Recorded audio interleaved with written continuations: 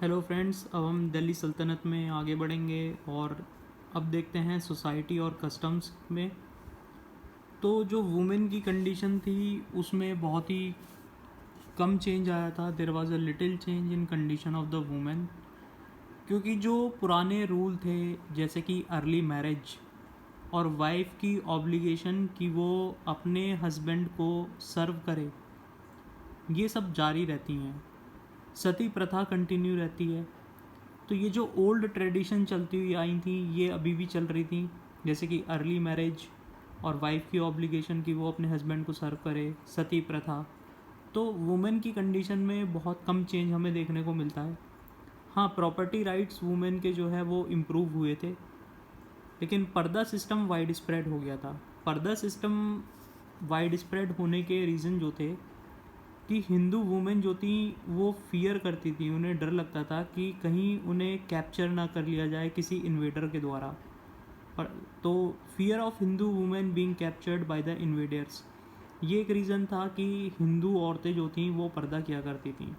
इसके अलावा ये जो पर्दा सिस्टम था, जो हाई क्लास की वुमेन थी तो वो पर्दा किया करती थी, तो ये एक सिंबल बन गया था हाई क्लास का कि जो भी पर्दा करेगा तो इसका मतलब वो एक हाई क्लास का सिंबल है। तो जो भी ऐसा चाहता था कि उसे ट्रीट करा जाए बहुत ही रेस्पेक्टेबल तरीके से, तो वो उसे कॉपी करता था। तो ये दो रीज़न थे जिससे कि पर्दा सिस्टम जो है वो वाइड स्प्रेड हुआ। एक तो हिंदू वुमेन का फियर, और हाई क्लास वुमेन उसे प्रैक्टिस करती थी पर्दा सिस्टम को। तो जो भी चाहता था कि उसे एक रेस्पेक्ट में ट्रीट किया जाए वो इस सिस्टम को कॉपी करता था। तो अब चाहे कोई भी रीज़न हो, लेकिन इसने वुमेंस को बहुत ही एडवर्सली अफेक्ट करा और वुमेन की सिचुएशन को और डिपेंडेंट बना दिया मैन के ऊपर। अब वुमेन बहुत ज़्यादा डिपेंड हो गई थी मैन के ऊपर, और वुमेन को ट्रीट किया जाता था as a prize of war. इसके बाद अगर हम सोसाइटी कस्टम्स में देखेंगे तो टर्क, इरानियंस, अफ़गान्स और इंडियन मुस्लिम्स ये आपस में बहुत ही कम मैरिज किया करते थे। तो इंटर मैरिज इनके बीच में नहीं हुआ करती थी। हिंदू सोल्जर्स को मुस्लिम आर्मी में एनरोल किया जाता था, और बहुत सारे जो नोबल्स थे, राजाओं के जो नोबल्स थे, उनके जो पर्सनल मैनेजर्स थे वो हिंदू हुआ करते थे। तो लोकल मनी मशीनरी जो थी एडमिनिस्ट्रेशन की वो हिंदुओं के हाथ में रहती है। तो ये सोसाइटी और कस्टम्स हमने देखा कि वुमेन की कंडीशन में कोई चेंज नहीं होता है। वुमेन की कंडीशन में पॉइंट देखे हमने कि सती प्रथा कंटिन्यू रहती है, अर्ली मैरिज, वाइफ की ऑब्लिगेशन कि वो अपने हस्बैंड को सर्व करे। पर्दा सिस्टम हमने देखा वाइड स्प्रेड हो जाता है, उसके रीजंस देखे हमने, और इससे वुमेन अफेक्ट होती हैं, उन्हें वॉर में एज अ प्राइज ट्रीट किया जाता है।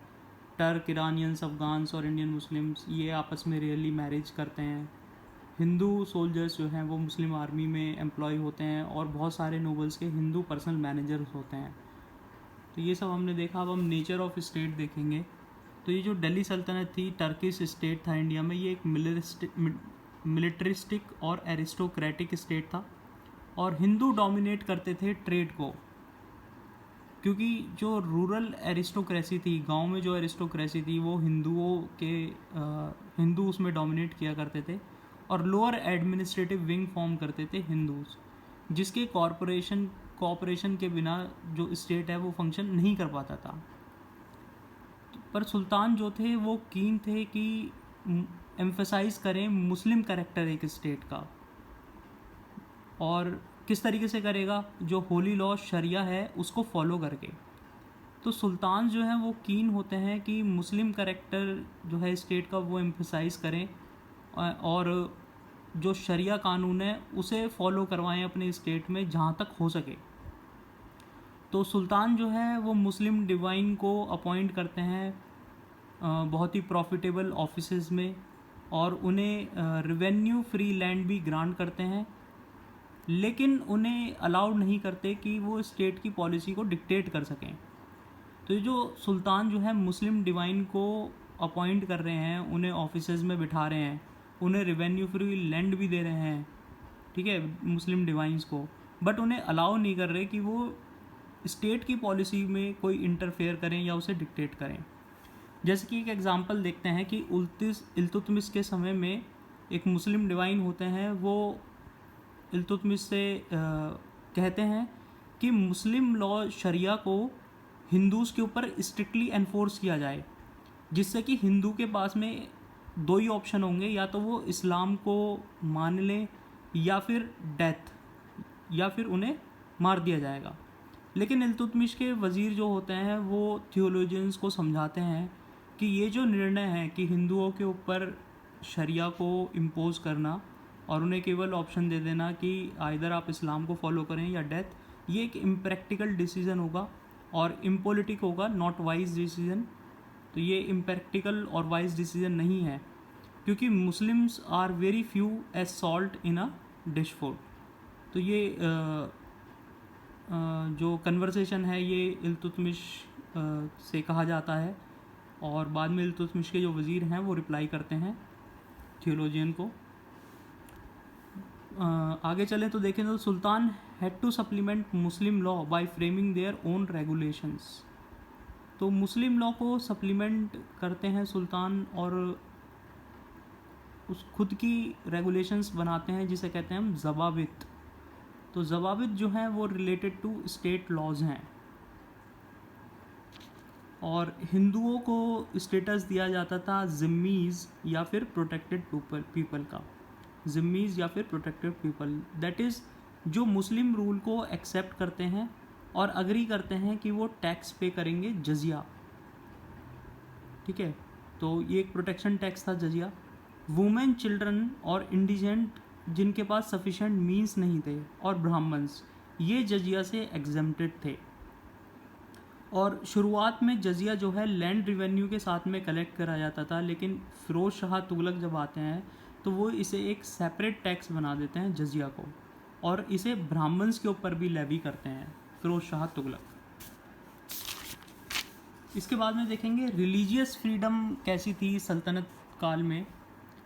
तो बहुत सारे जो टेम्पल्स थे उन्हें टारगेट किया गया था और मॉस्क में कन्वर्ट कर दिया गया था, जैसे कि कुवैतुल इस्लाम मॉस्क है। फॉर्मली ये एक विष्णु मंदिर था।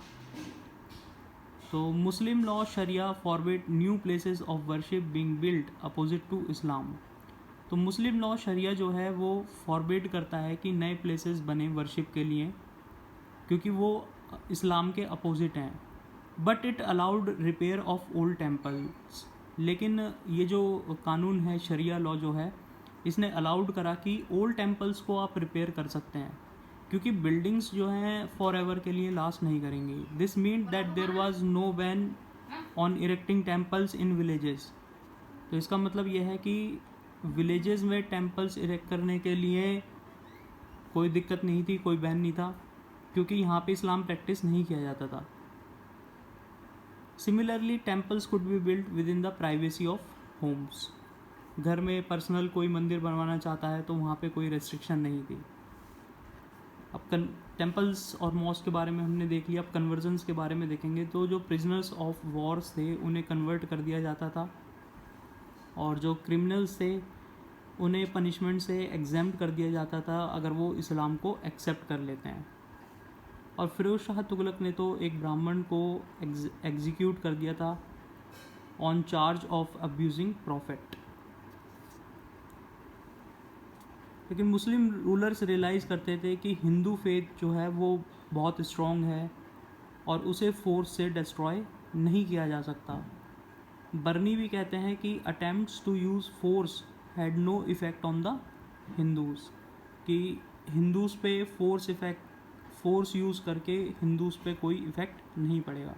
तो ये रिलीजियस फ्रीडम देखी सल्तनत में हमने, किस तरीके से टेम्पल्स को टारगेट किया गया, कन्वर्ट किया गया मॉस्क में। एग्जाम्पल है कुवैतुल इस्लाम मॉस्क। मुस्लिम लॉ शरिया के अकॉर्डिंग कोई नया प्लेस आप नहीं बना सकते अपोजिट टू इस्लाम से संबंधित कोई भी वर्शिप प्लेस बना सकते हो, लेकिन उसके अगेंस्ट में नहीं बना सकते। लेकिन आप रिपेयर कर सकते हो टेम्पल्स को, क्योंकि बिल्डिंग्स पूरे जीवन काल के लिए नहीं लास्ट करेगी। तो इसका मतलब आप विलेजेस में टेम्पल इरेक्ट कर सकते हो, क्योंकि वहाँ पर इस्लामिक लॉ प्रैक्टिस नहीं हुआ करता था, और प्राइवेसी ऑफ होम्स के अंदर आप जो है टेम्पल्स को इरेक्ट कर सकते हो। कन्वर्जन्स देखने को हमें मिलते हैं प्रिजनर्स ऑफ वॉर्स के, क्रिमिनल को एग्जाम कर दिया जाता है अगर वो इस्लाम को एक्सेप्ट कर लेता है, और फिरोज शाह तुगलक एक ब्राह्मण को एग्जीक्यूट करा देते हैं on charge of abusing profit. और हिंदू रूलर्स ये रियलाइज़ करते हैं कि हिंदू फेथ बहुत स्ट्रॉन्ग है, उसे हम फोर्स से डिस्ट्रॉय नहीं कर सकते। बर्नी भी कहते हैं कि फोर्स को यूज़ करके हिंदुओं पर कोई इफ़ेक्ट नहीं पड़ेगा। आर्किटेक्चर की बात करें हम सल्तनत काल में, तो अलाई दरवाज़ा जो कि अलाउद्दीन खिलजी के द्वारा बनाया जाता है, इसकी जो आर्क है वो हॉर्स शू टाइप की आर्क है, और ये पहला ट्रू डोम कहलाता है। बलबन का जो टॉम्ब है किला राय पिथौरा महरौली में, ये पहली ट्रू आर्क है। देखिए अलाई दरवाज़ा में हॉर्स शू आर्क है, और बलबन का जो टॉम्ब है वो पहली ट्रू आर्क है, जबकि अलाई दरवाज़ा पहला ट्रू डोम है। ठीक है। कुतुब मीनार का कंस्ट्रक्शन शुरू कराते हैं कुतुबुद्दीन ऐबक, कंप्लीट कराते हैं इल्तुतमिश, और रीबिल्ट होती है फिर ये तुगलक काल में। कीर्ति स्तंभ जो है वो राणा खंबा के रेन में कंस्ट्रक्ट किया जाता है। उनकी विक्ट्री जब हुई थी महमूद खिलजी के ऊपर, तो उसकी मेमोरी में राणा खंबा जो है कीर्ति स्तंभ बनवाते हैं। कुवैतुल इस्लाम मॉस्क जो कि दिल्ली में है, ये कुतुबुद्दीन ऐबक के रेंग में बनाया जाता है। 2.5 दिन का झोपड़ा जो कि एक मॉस्क है अजमेर में, ये भी कुतुबुद्दीन ऐबक के समय काल का बनाया गया है। अलाउद्दीन खिलजी सीरी नई कैपिटल बनवाते हैं, सीरी। गियासुद्दीन तुगलक तुगलकाबाद बनवाते हैं, मोहम्मद बिन तुगलक जहाँपना बनवाते हैं, और फिरोज शाह तुगलक बनवाते हैं फिरोज शाह कोटला। लिटरेचर की बात करें तो आमिर खुसरो, इन्हें पैरट ऑफ इंडिया कहा जाता है। ये ईटा पतियाली में इनका जन्म हुआ था, एटा पतियाली में, और इन्हें बोला जाता है फादर ऑफ हिंदी खड़ी बोली, क्योंकि उन्होंने बहुत ही इम्पोर्टेंट रोल प्ले करा था खड़ी बोली के डेवलपमेंट में। खड़ी बोली यानी कि कव्वाली के डेवलपमेंट में बहुत ही इम्पोर्टेंट रोल प्ले करा था आमिर खुसरो ने। और ये father of new Persian poetry style, सबक इन या फिर हिंदुस्तानी स्टाइल भी इन्हें बोला जाता है, ये फादर हैं इस स्टाइल के। तो पहले पर्शियन पोएट थे to depict Indian environment in poetry, ये पहले ऐसे पोएट थे जिन्होंने इंडियन एनवायरनमेंट को पोएट्री में डेपिक्ट किया था। ये 7 सुल्तानों के समय में इनका कार्यकाल रहता है, लेकिन मेजरली इनका कार्यकाल अलाउद्दीन खिलजी के समय में हम मार्क करेंगे। तो बलबन, कैकाबाद, जलालुद्दीन खिलजी, अलाउद्दीन खिलजी, मुबारक शाह, घियासुद्दीन तुगलक और मोहम्मद बिन तुगलक। तो इस समय में जो भी सुल्तान रहे उनके समय में आमिर खुसरो का कार्यकाल रहा, बलबन से लेकर मोहम्मद बिन तुगलक तक। ये निज़ामुद्दीन औलिया के डिसाइपल थे, और तबला और सितार को इन्होंने इंट्रोड्यूस किया था। खजान उल फुतूह ये आमिर खुसरो द्वारा लिखा गया है, और ये अलाउद्दीन के कॉन्क्वेस्ट के बारे में लिखा गया है। तुगलकनामा भी आमिर खुसरो ने लिखा है, और ये घियासुद्दीन तुगलक के बारे में लिखा गया है। अल बरूनी लिखते हैं किताब उल हिंद और तरीक़ हिंद। ज़ियाउद्दीन बरूनी लिखते हैं फतवा जहांदरी, तारीख़ फ़िरोज़ शाही, और मिनहाज उस सिराज लिखते हैं तबाक़त ए नसीरी। ये अर्लीस्ट डिस्क्रिप्शन है बख्तियार खिलजी का जो बिहार में इन्वेज़न हुआ था, तबाक़त ए नसीरी। हसन निज़ामी लिखते हैं ताजुल मसीर, और इब्न बतूता लिखते हैं रिहला। टैक्स की बात करें तो खरज ये लैंड पे लिया जाता था। खुम ये वॉर स्पॉइल और लूट था, जो कि 20% सुल्तान को जाता था और 80% सोल्जर को जाता था, लेकिन अलाउद्दीन ने इसे रिवर्स कर दिया था, और खुम अब 80% सुल्तान को जाएगा अलाउद्दीन के समय से, और 20% सोल्जर को। अशर भी जो है लैंड पे लिया जाता था, मुक्ति भी लैंड पे लिया जाता था। शरब या फिर हक़ शरब ये एक इरिगेशन टैक्स था। जजिया जो है प्रोटेक्शन टैक्स था नॉन मुस्लिम पे। ज़कत जो है ये एक चैरिटी टैक्स था जो मुस्लिम्स पे लेवी किया जाता था, तो जजिया और ज़कत। इसके बाद में घरी जो है ये हाउस टैक्स था, अलाउद्दीन इसे लेता था, और चराई जो है ये एक पैक्चोर टैक्स था, ये भी अलाउद्दीन खिलजी लेता था। तो यहाँ पर दिल्ली सल्तनत हमारा लगभग ख़त्म है। 2 डायनेस्टी, सैयद डायनेस्टी और लोदी डायनेस्टी, वो हम आगे देखेंगे। तो जो हाईलाइटेड पॉइंट्स हैं आज के, जैसे कि ज़वाबित जो हैं वो रिलेटेड टू स्टेट लॉज हैं। तो सुल्तान जो है सप्लीमेंट करते थे मुस्लिम लॉ को by framing their own regulation, अपनी खुद की रेगुलेशन बनाते थे, उसे कहते थे ज़वाबित। तो ये स्टेट लॉ से रिलेटेड था। इसके बाद में अलाई दरवाज़ा जो है अलाउद्दीन खिलजी बनवाते हैं, और ये हॉर्स शू आर्क की तरह हैं। कीर्ति स्तंभ राणा कुंभा के समय में बनाई जाती है in memory of his victory over Mahmud Khilji. Amir Khusro को पैरट ऑफ इंडिया कहा जाता है, और इनका जन्म एटा पतियाली में हुआ था, और इन्होंने इम्पॉर्टेंट रोल प्ले करा था इन द डेवलपमेंट ऑफ खड़ी बोली, और पहले पर्शियन पोइट थे जिन्होंने अपनी पोइट्री में इंडियन एनवायरनमेंट को डेपिक्ट किया था। और बलबन से लेके मोहम्मद बिन तुगलक के समय तक का इनका रेन रहता है, और मेजरली अलाउद्दीन खिलजी हम मार्क करेंगे। इसके अलावा शरब जो है, या फिर हक़ शरब, ये एक इरिगेशन टैक्स था। तो इसके बाद में देखिए, हमने देखा था कि मोहम्मद बिन तुगलक के समय में विजयनगर और बहामनी किंगडम जो है उभर के आते हैं। तो विजयनगर और बहामनी को पढ़ेंगे, और विजयनगर और बहामनी पढ़ने के बाद में हम भक्ति मूवमेंट और सूफी मूवमेंट को हम पढ़ेंगे बाद में, लेकिन उससे पहले हम सैयद और लोदी डायनेस्टी को पढ़ेंगे। Thank you.